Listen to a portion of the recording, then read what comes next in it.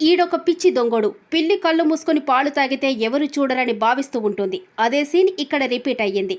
పండుగ రోజు తన కుటుంబ సభ్యులకు బట్టలు కొనివ్వాలని మనకు కనిపించే ఈ యువకుడు అనుకుంటాడు. కానీ కాసులు లేకపోవడంతో ఓ కొత్త ప్లాన్ వేసుకున్నాడు. అంతే, ఆలస్యం చేయకుండా ఓ బట్టల దుకాణంలో చొరబడ్డారు.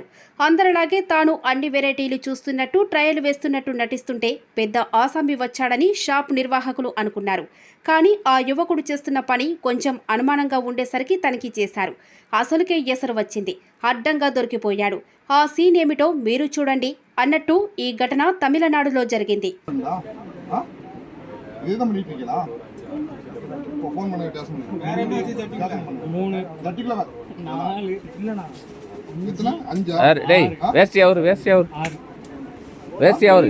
அதுக்குள்ள என்னமோ தெரியுது, புடச்சிட்டு இருக்கு பாரு. புடச்சு வேஸ்ட் யாரு?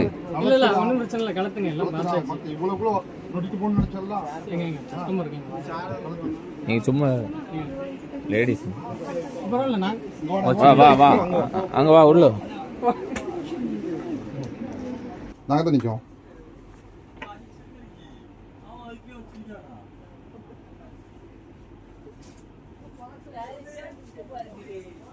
எல்லாத்தையும் எடுத்து தந்துரு, நாங்க எடுக்காம விட மாட்டோம். எல்லாத்தையும் எடுத்து தந்துரு ஒழுங்கா. எந்த ஊர் மக்கா? உனக்கு எந்த ஊர்?